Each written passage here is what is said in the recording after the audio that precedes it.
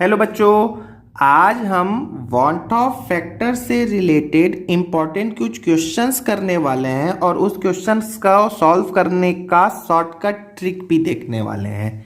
ठीक है ना।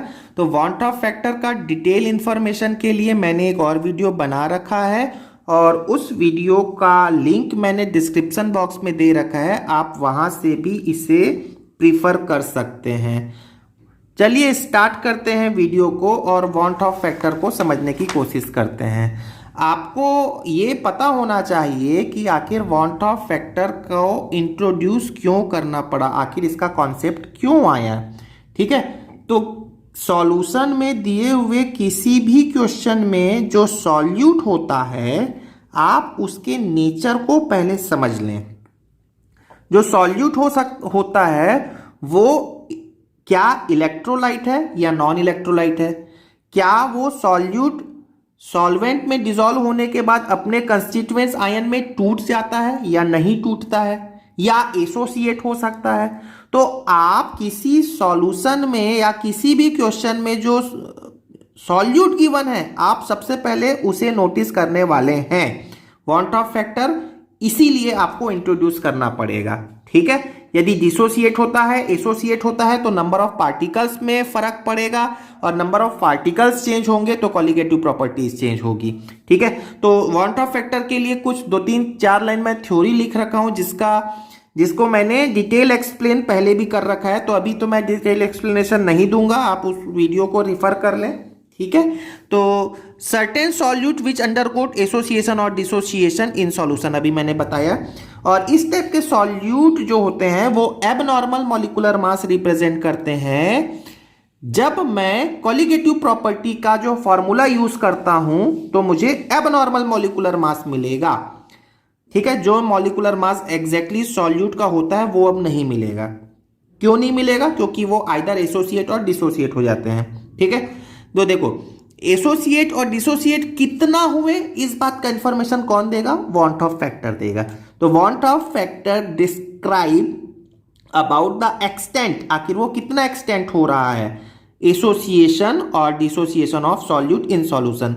ठीक है, चलिए अब जल्दी से देख लेते हैं आखिर वांट ऑफ फैक्टर के 3 फॉर्मूले कौन कौन से हैं। एक फॉर्मूला होता है आई, जो होता है वो नॉर्मल और एबनॉर्मल मॉलिक्यूलर मास का रेशियो होता है। उसी प्रकार आई जो होता है वो एबनॉर्मल और नॉर्मल कॉलिगेटिव प्रॉपर्टी का भी रेशियो होता है, क्योंकि कॉलिगेटिव प्रॉपर्टी और मॉलिक्यूलर मास ये एक दूसरे के इनवर्सली प्रोपोर्शनल होते हैं। ठीक है, now want Hoff factor I का जो सबसे ज्यादा फॉर्मूला यूज होता है वो ये होता है number of moles of solute after association और dissociation to that of initial number of moles of solute. तो सारे कॉन्सेप्ट से रिलेटेड मैं एक एक क्वेश्चन आपको कराने वाला हूं, आप वीडियो को लास्ट तक देखते रहो। ठीक है, आई की वैल्यू लेस देन 1 होगी फॉर एसोसिएशन, ग्रेटर देन 1 होगी फॉर डिसोसिएशन, टूट जाएंगे, नंबर ऑफ पार्टिकल्स बढ़ जाएगा, आई की वैल्यू बढ़ जाएगी। ठीक है, नाइदर एसोसिएशन नॉट डिसोसिएशन के लिए आई की वैल्यू होती है 1। सबसे इंपॉर्टेंट पार्ट पे अब हम आते हैं, ये होता है कॉलिगेटिव प्रॉपर्टी के 4 फॉर्मूले। ठीक है, ये 4 फॉर्मूला मैं आपको बोल देता हूं, ये वर्ड्स में भी मैं बोल देता हूं। ये होता है relative lowering in vapour pressure I into X B, ये होता है एलिवेशन इन बॉइलिंग पॉइंट, ये होता है डिप्रेशन इन फ्रीजिंग पॉइंट, और पाई आप सब बच्चों को पता होगा ऑस्मोटिक प्रेशर। यहां अब आई का इंपॉर्टेंट रोल यहां से सुनोगे, शॉर्टकट ट्रिक यही है। क्या बोल दिया कि मैंने बोला कि जो कॉलिगेटिव प्रॉपर्टी होती है, कॉलिगेटिव प्रॉपर्टी, ये जितनी भी कॉलिगेटिव प्रॉपर्टी है, ठीक है, ये 4 तो कॉलिगेटिव प्रॉपर्टी मैंने बताया, ये डायरेक्टली प्रोपोर्शनल है आई का। ये आप याद रखो, मतलब आई की वैल्यू ज्यादा तो कॉलिगेटिव प्रॉपर्टी ज्यादा, दैट्स इट। पहली बात, आई की वैल्यू ज्यादा, कॉलिगेटिव प्रॉपर्टी ज्यादा। ठीक है, जैसे मैं आपको एग्जांपल बोलता हूं, सपोज मेरे पास में 1 मोलर NaCl है, 1 मोलर BaCl2 है, ठीक है, और 1 मोलर ग्लूकोस है। आप एग्जांपल को ध्यान से देखते रहो, बस ग्लूकोस है।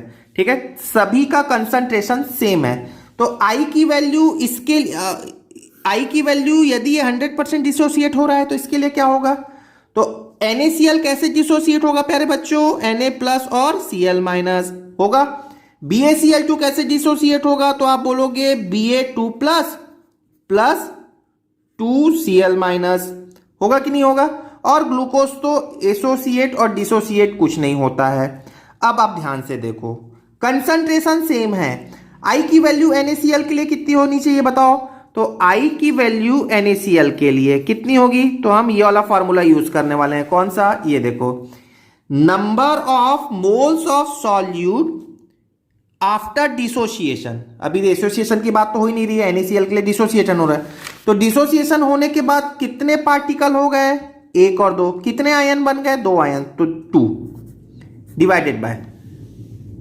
डिवाइडेड बाय इनिशियली कितना आपने लिया NaCl? देखो फॉर्मूले में क्या लिखा हुआ है, initial number of moles of solute, initial number of moles of solute. ठीक है, तो इनिशियली आपने NaCl का कितना ले रखा है? 1।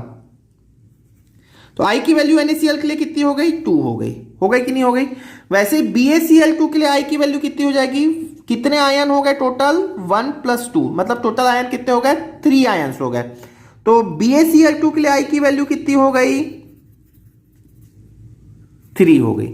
और ग्लूकोज के लिए I की वैल्यू कितनी हो गई? पहले बच्चों बताओ। I की वैल्यू 1 हो गई। तो सबसे ज्यादा I की वैल्यू किसके लिए? BaCl2 के लिए। ठीक है ना, ग्लूकोज के लिए सबसे कम और NaCl के लिए उनके बीच में होगा। अब ध्यान से सुनो, यदि मैं आपसे पूछूं, क्वेश्चन नंबर 1, यदि मैं आपसे पूछूं कि इन तीनों में से किसका ऑस्मोटिक प्रेशर ज्यादा होगा, तो आप बोलोगे जिसकी I की वैल्यू ज्यादा उसके लिए ऑस्मोटिक प्रेशर ज्यादा। ठीक है, तो BaCl2 का ऑस्मोटिक प्रेशर ज्यादा होगा। क्लियर हो गया? पक्का? मैं पूछूं कि यदि किस कंपाउंड के लिए एलिवेशन इन बॉइलिंग पॉइंट ज्यादा होगा, तो आप बोलोगे I की वैल्यू ज्यादा तो एलिवेशन इन बॉइलिंग पॉइंट ज्यादा। क्लियर हो गया? पक्का? अब बहुत से क्वेश्चन ऐसे होते हैं कि इनका इंक्रीजिंग और डिक्रीजिंग ऑर्डर क्या होता है। ठीक है, तो चलिए अब इसका यूज भी देख लेते हैं थोड़ा सा, लेकिन उसके पहले मैं आपको फ्रीजिंग पॉइंट और बॉइलिंग पॉइंट से रिलेटेड एक कॉन्सेप्ट बोल देता हूं। आपको अभी मैंने बताया कि delta T B is directly proportional to I, बताया ना? ये तो होता है colligative property. Colligative property is directly proportional to I यदि कंसंट्रेशन सेम हो तो। अब डेल्टा टीबी याद करो क्या होता है? Elevation in boiling point. Elevation in boiling point actually क्या होता है? तो ये होता है boiling point of solution minus boiling point of solvent. होता है कि नहीं होता है? ठीक है, ये मैं कह सकता हूं ये है डायरेक्टली प्रोपोर्शनल टू आई। ठीक है, क्लियर हो गया? और सॉल्वेंट का बॉइलिंग पॉइंट तो फिक्स होता है, जैसे वाटर का बॉइलिंग पॉइंट तो फिक्स हो गया। ठीक है ना, तो मैं ये कह सकता हूं कि boiling point of solution is directly proportional to I. That is important, that is very important. ठीक है, बॉइलिंग पॉइंट ऑफ सॉल्यूशन, देखो 2 टर्म है, ये होता है एलिवेशन इन बॉइलिंग पॉइंट और ये होता है बॉइलिंग पॉइंट। तो बॉइलिंग पॉइंट ऑफ सॉल्यूशन या एलिवेशन इन बॉइलिंग पॉइंट दोनों डायरेक्टली प्रोपोर्शनल होते हैं आई के।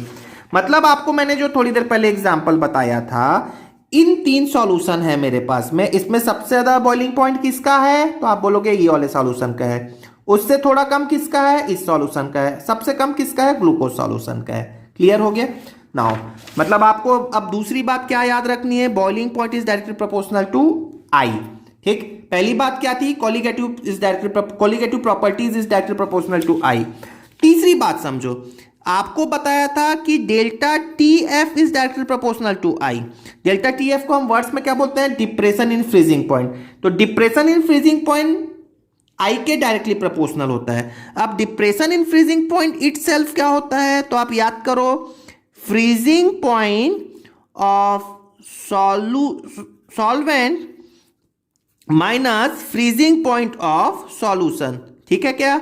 ये डायरेक्टली प्रोपोर्शनल हो गया आई के। ठीक है, क्योंकि आपको याद होगा सॉल्वेंट का फ्रीजिंग पॉइंट सॉल्यूशन से हमेशा ज्यादा होता है, और इसका अपोजिट आप यहां समझना, सॉल्यूशन का बॉइलिंग पॉइंट सॉल्वेंट के बॉइलिंग पॉइंट से ज्यादा होता है। क्लियर है? ठीक है, अब अगेन सॉल्वेंट का बॉइलिंग पॉइंट तो फ्रीजिंग पॉइंट तो फिक्स है, जैसे वाटर के लिए ये फ्रीजिंग पॉइंट कितना होता है? 0 होता है। तो मैं ये कह सकता हूं minus of freezing point solution is directly proportional to I. ये आप इंपॉर्टेंट बात याद रख लो, या आप ऐसा बोलो कि फ्रीजिंग पॉइंट किसी सॉल्यूशन का ये इनवर्सली प्रोपोर्शनल होगा आई का, क्योंकि यहां पर क्या लिखा हुआ है, माइनस है, माइनस के कारण मैं इनवर्सली प्रोपोर्शनल कर दूं, तो दैट इज वेरी इंपॉर्टेंट। तो जिसके लिए आई की वैल्यू ज्यादा उसका फ्रीजिंग पॉइंट कम, ठीक है, जिसके लिए आई की वैल्यू ज्यादा उसके लिए फ्रीजिंग पॉइंट कम। अब मैं यहां पर कुछ क्वेश्चंस बोल रहा हूं, कुछ क्वेश्चन डिक्टेट कर दे रहा हूं, आपको सॉल्व करा रहा हूं क्वेश्चन। मैं वन बाय वन पहले तो क्वेश्चन आपको दिखा देता हूं, वीडियो को पॉज करें और खुद से सॉल्व करने की कोशिश करें। देखिए ये क्वेश्चन आपके सामने लिखा है, वीडियो पॉज करें, क्वेश्चन सॉल्व करें। दूसरा क्वेश्चन लिखा है, वीडियो पॉज करें, सॉल्व करें। तीसरा क्वेश्चन यहां पर लिखा है, वीडियो को पॉज करें, सॉल्व करें। Now one more question I am having, video को पॉज करें, सॉल्व करें खुद से, फिर मैं लास्ट में सॉल्व कराऊंगा, ठीक है। बहुत इंपॉर्टेंट और अच्छे क्वेश्चंस हैं। नाउ ये और क्वेश्चन एक है जिसमें मैंने पीएच को भी इंक्लूड किया है यहां पर। वीडियो पॉज करें, सॉल्व करें। Now this is one more question, ठीक है। ये सभी मेडिकल और आईआईटी के आए हुए क्वेश्चंस हैं। चलिए स्टार्ट करते हैं इनके सॉल्यूशंस को। जिन बच्चों को सॉल्व हो गया तो वो अपने आंसर को टैली कर लेंगे, ठीक है। Which of the following solution have the highest boiling point, किस सॉल्यूशन का बॉइलिंग पॉइंट ज्यादा है, अभी मैंने बताया, जिसके लिए आई की वैल्यू ज्यादा, बॉइलिंग पॉइंट ज्यादा। तो आप बस ये देख लें, इस टाइप के क्वेश्चन में वैसे डिसोसिएशन के बारे में कुछ नहीं दिया है, तो कितना मान लें, 100%, ठीक है। FeCl3 कैसे डिसोसिएट होगा, तो Fe3 plus plus 3Cl minus. I hope कि आपको डिसोसिएशन के बारे में तो पता ही होगा। BaCl2 कैसे डिसोसिएट होगा, Ba2 plus plus 2Cl minus, होगा कि नहीं होगा, ठीक है। NaCl कैसे डिसोसिएट हो गया प्यारे बच्चों, तो Na प्लस और Cl माइनस। और यूरिया का तो डिसोसिएशन होता ही नहीं है, वैसे यूरिया के बारे में आपको पता होगा, फॉर्मूला NH2CO ये फॉर्मूला होता है।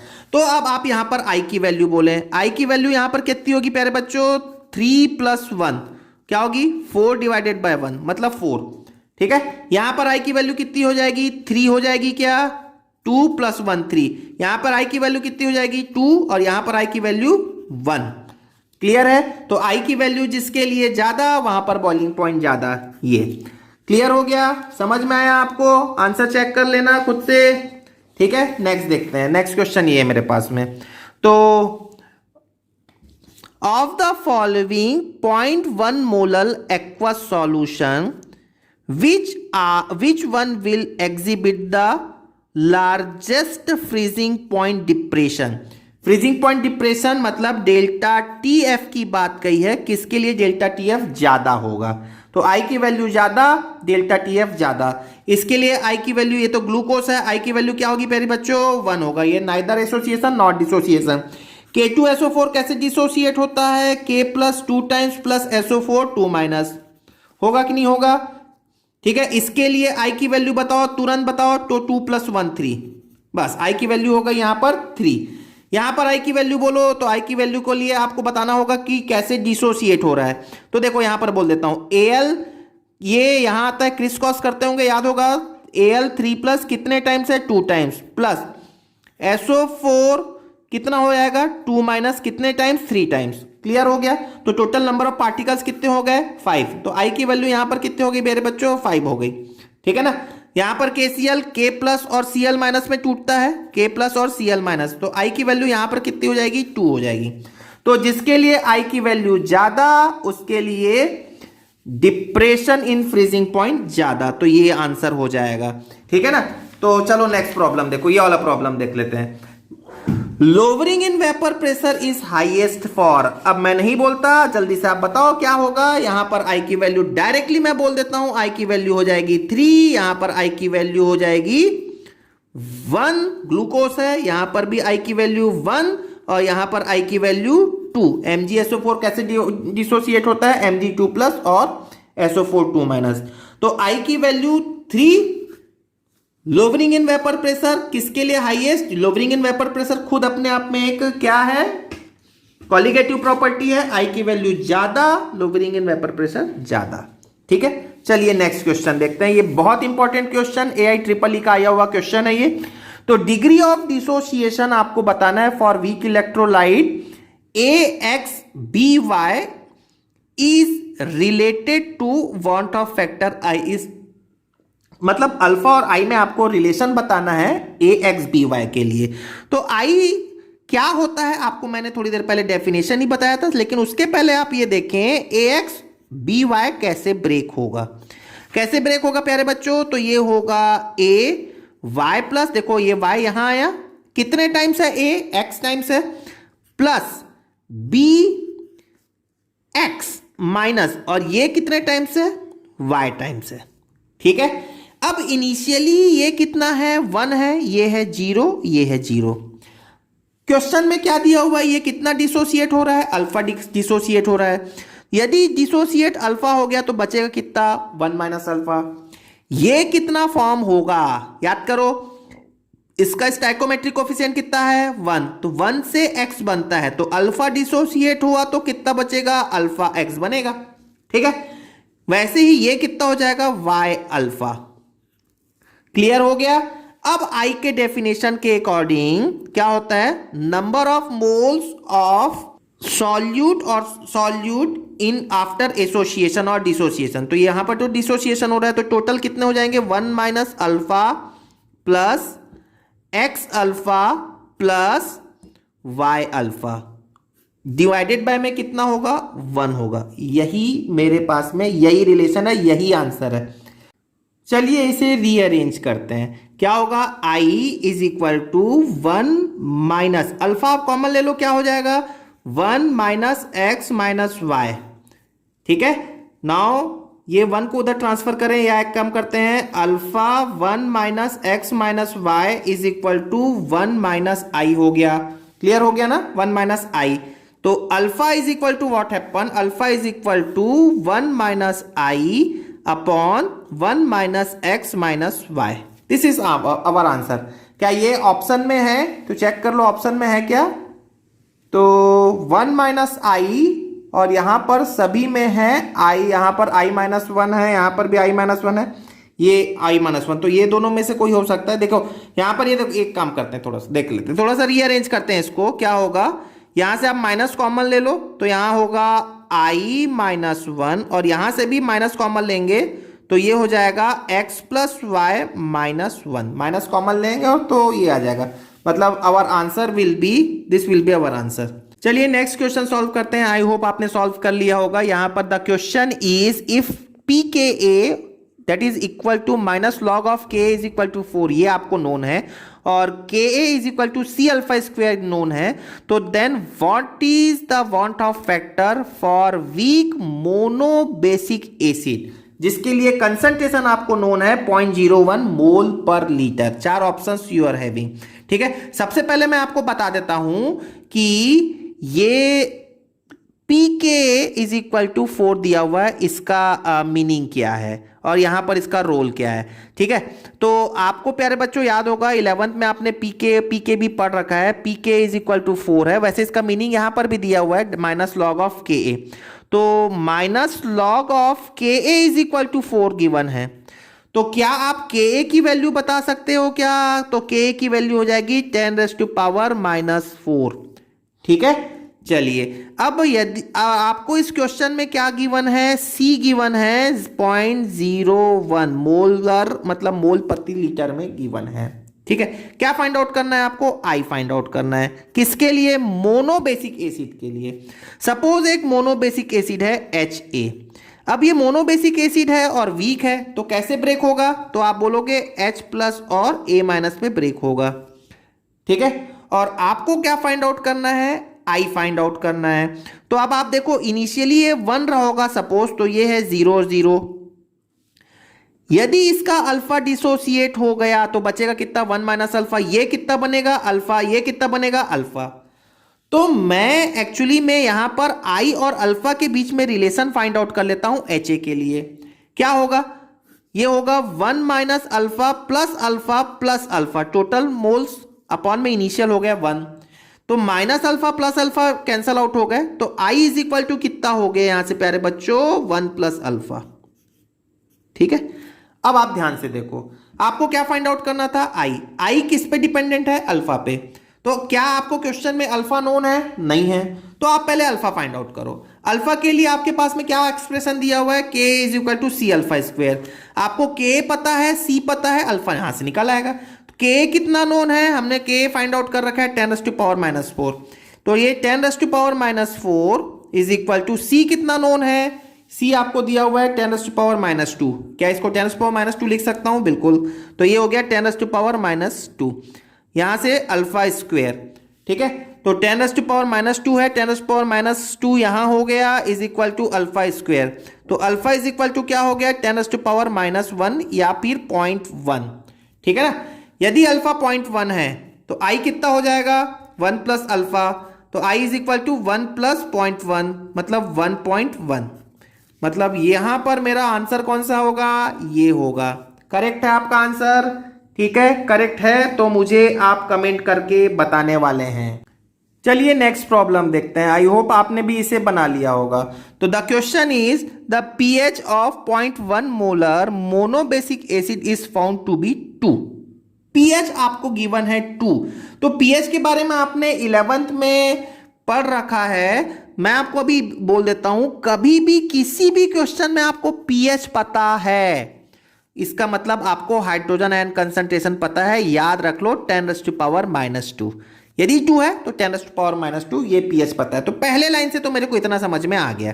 ठीक है, hence the osmotic pressure is given, temperature is. अब आपको ऑस्मोटिक प्रेशर बताना है। ऑस्मोटिक प्रेशर को हम केमिस्ट्री में सॉल्यूशन चैप्टर में पाई से रिप्रेजेंट करते हैं।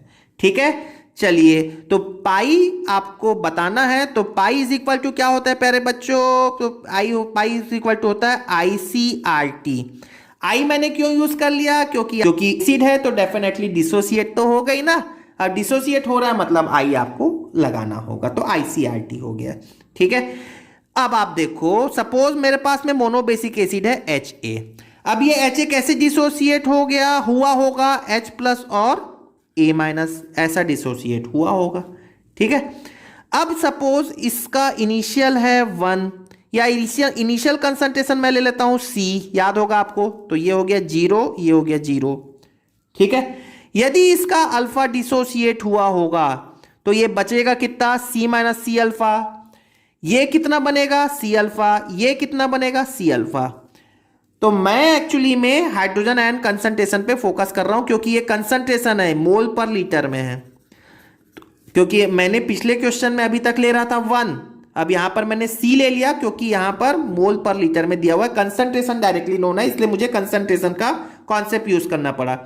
अब मुझे यहां पर पता है हाइड्रोजन आयन कंसंट्रेशन कितना है? C alpha. ठीक है, अब आप सोच रहे होगे सर ये क्या तामझाम कर रहे हो? तो देखो बेटा सुनो ध्यान से, पाई आपको फाइंड आउट करना है। पाई के लिए आप किस पे डिपेंडेंट है? आई पे डिपेंडेंट है। क्या आपको आई पता है क्या?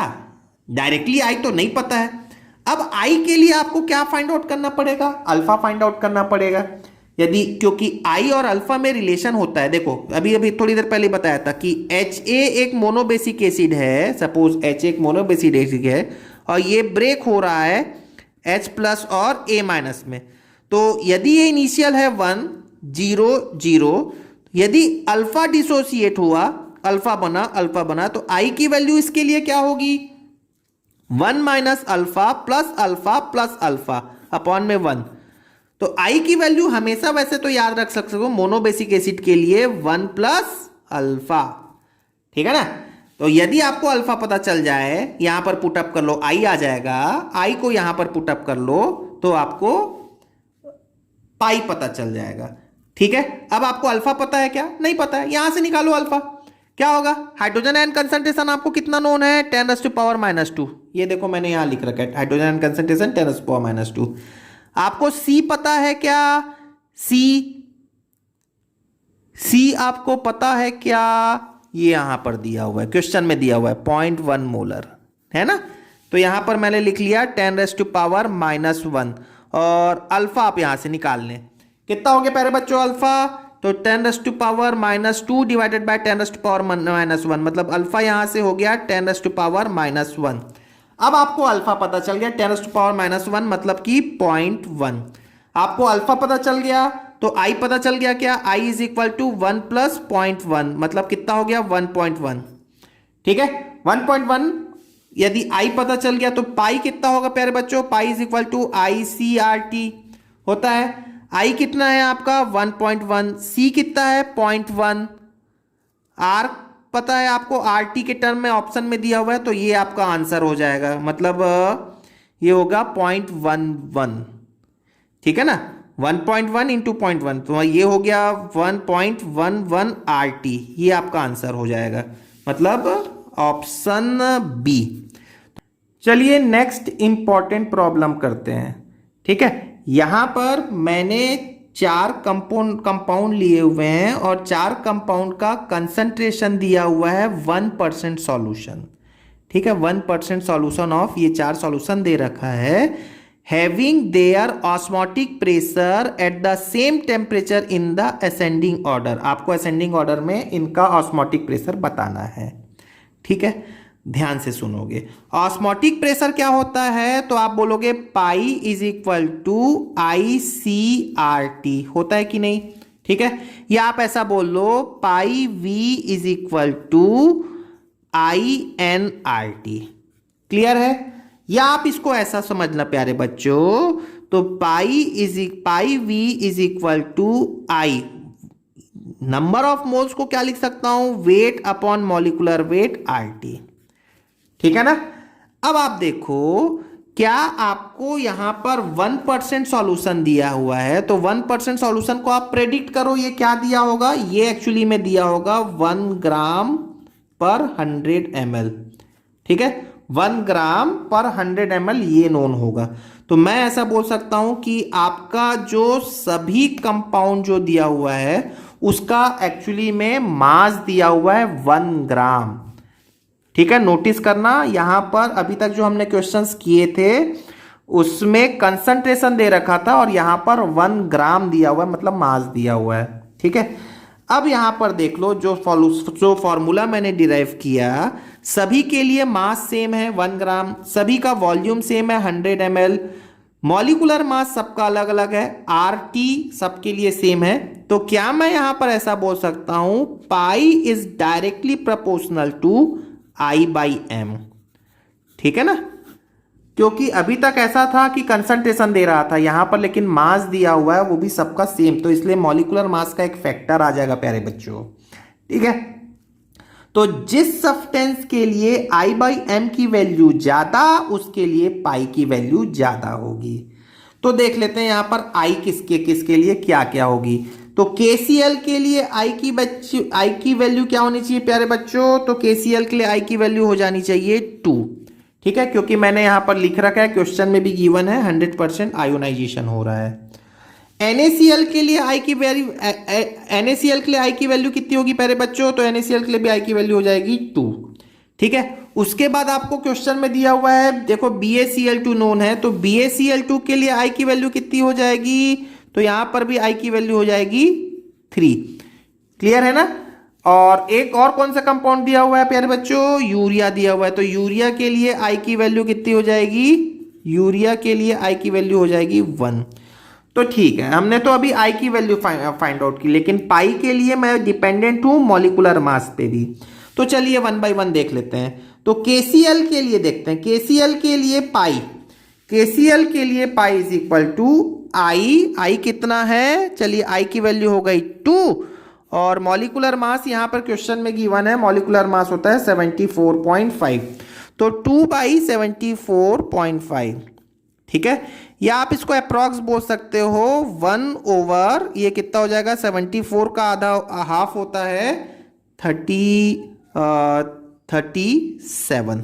ठीक है, अप्रॉक्स 37 ले लेते हैं। क्लियर है, क्योंकि मुझे न्यूमेरिकल वैल्यू से तो मतलब नहीं है, ऑर्डर बताना है ना। देखो NaCl के लिए क्या होगा, NaCl के लिए पाई के लिए मैं किस पे डिपेंडेंट हूं, आई बाई एम। NaCl का आई हो गया 2, m कितना दिया हुआ है, मेरे को m दिया हुआ है यहां पर 58.5, तो मैं लिख लेता हूं 58.5। तो ये हो गया 1 अपॉन अप्रॉक्स हो गया, ये हो गया 2, और 29 के आसपास हो गया, ठीक है, 29 के आसपास। अब देख लेते हैं BaCl2 के लिए पाई कितना होना चाहिए। तो आई की वैल्यू हो गई 3 और ये गिवन है 208, तो 208, ठीक है। तो ये 3 1 जा 3, यहाँ पे अप्रॉक्स सॉल्व कर लेते हैं। 3 6 जा 18, 2 कैरी हो गया, ठीक है। 3 4 जा 28 के आसपास, मतलब 1/64 के आसपास ये आना चाहिए। और यहाँ पर पाई की वैल्यू कितनी हो गई प्यारे बच्चों? यूरिया के लिए आई की वैल्यू 1 और मॉलिक्यूलर मास 60, मतलब 1/60। तो नाउ अब हम कंपेयर कर लेते हैं, क्योंकि अब हमारे पास में आई और एम का रेशियो पता चल चुका है KCl, NaCl, BaCl2 और यूरिया के लिए। तो यहाँ पर क्वेश्चन में मेरे को असेंडिंग ऑर्डर पूछा है। असेंडिंग ऑर्डर मतलब सबसे छोटी वैल्यू मेरे पास यहाँ पर किसके लिए होना चाहिए? ये सबसे छोटी वैल्यू होनी चाहिए, मतलब मेरे पास में हो जाएगा ऑर्डर थर्ड का, सबसे पहले ऑर्डर होगा थर्ड पे। उसके बाद कौन सा होना चाहिए? फोर्थ होना चाहिए, क्योंकि 1/60 है। उसके बाद क्या होना चाहिए? फर्स्ट होना चाहिए। ये हो गया फर्स्ट, उसके बाद ये हो गया सेकंड। तो ऐसा कौन सा ऑप्शन है प्यारे बच्चों? तो यहाँ पर ये वाला ऑप्शन है, ये फोर्थ ऑप्शन जो है that will be the our correct answer, ठीक है। Thank you very much.